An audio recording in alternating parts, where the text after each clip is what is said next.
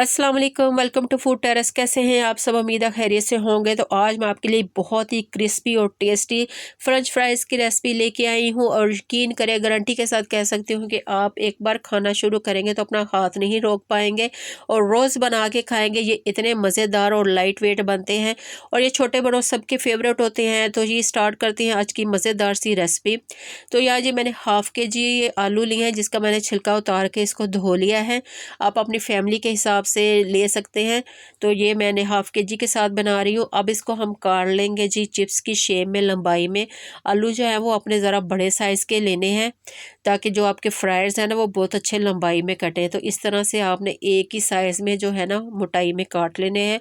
बहुत बारीक नहीं काटने हैं क्योंकि वो सूख जाते हैं और वो उसका फ्लेवर वैसा नहीं आता है।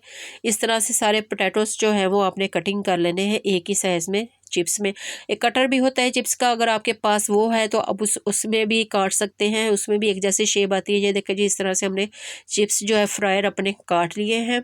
तो अब आपने एक बोल में पानी लेना है और उसमें ये सारे जो है आलू के चिप्स जो आपने उसमें डिप करने हैं और 2 से 3 बार आपने इसमें पानी में से निकालने हैं, ताकि आलूओं का जो स्टार्च है ना वो अच्छे से निकल जाए। और आलूओं का पानी बिल्कुल जब तक क्लीन हो जाएगा ना, तब तक आपने इसको वॉश कर लेना है। और इसके बाद आपने किसी भी पेपर से, टॉवल से इसको खुशक कर लेना है, किचन टॉवल के साथ। अब जी इस पर लगा रहे हैं 2 चम्मच मैदे के, जो कि इसको बहुत ही क्रिस्पी और क्रंची टच देगा जी। 2 चम्मच आपने डाल देने हैं कॉर्नफ्लावर के और आधी चमची डाल रही हूँ उसमें ब्लैक पेपर की और आधी चमची ही नमक की डाल रही हूँ। आप चिली फ्लेक्स भी डाल सकते हैं अगर आपको थोड़ा सा तीखा खाना है, थोड़ा सा स्पाइसी खाना है। अब इसको ट्विस्ट करके सारे जो अमेज़े आपने अच्छे से आलूओं के साथ लगा देना है। आप किसी भी शॉपर में या किसी भी बैग में डाल के भी ये काम कर सकते हैं, तो अच्छे से इसकी कोटिंग हो जाएगी तमाम। ये देखिए आलूओं के ऊपर कोटिंग हो चुकी है। इस तरह से आपने इसकी कोटिंग कर लेनी है। और यहाँ पे आप इसको जो है ना फ्रीज़ भी कर सकते हैं। ये ईज़िली 1 से 2 महीने के लिए आपके चलेंगे। आप किसी भी बैग में डाल कर इसको फ्रीज़ कर लें। हाँ, यहाँ जी मैंने कढ़ाई में ऑयल रख दिया है गर्म होने के लिए। ऑयल गर्म हो चुका है अच्छे से। अब इसमें जो फ्राइज़ है वो हम शामिल कर देंगे सारे। ये देखिए जी, सारे फ्राई जो है ना वो मैंने गर्म ऑयल में, ऑयल गर्म होना चाहिए अच्छे से, ताकि जो है वो इस तरह डालते ही वह क्रंची सा टेस्ट आए इसका। तो इसके बाद आपने मीडियम फ्लेम कर देनी है और लो फ्लेम पे फिर आपने मीडियम पे इसको कुक करना है, ताकि आलू जो है वो अच्छे से अंदर से पक जाए। ये देखिए जी, मज़ेदार सी क्रिस्पी जो है वो चिप्स हमारी आलू की जो फ्राइज़ है ना, फ्रेंच फ्राइज़ तैयार हो रहे हैं।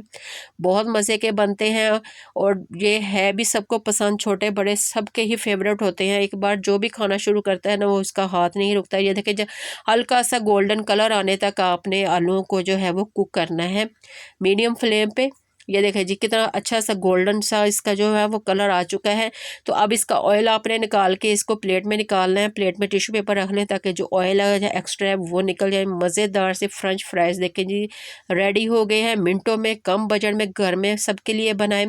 रेसिपी अच्छी लगी है तो काइंडली चैनल को सब्सक्राइब कर लें, वीडियो को लाइक और शेयर किया करें और कमेंट्स में मुझे बताइए कि आज की रेसिपी आपको कैसी लगी है।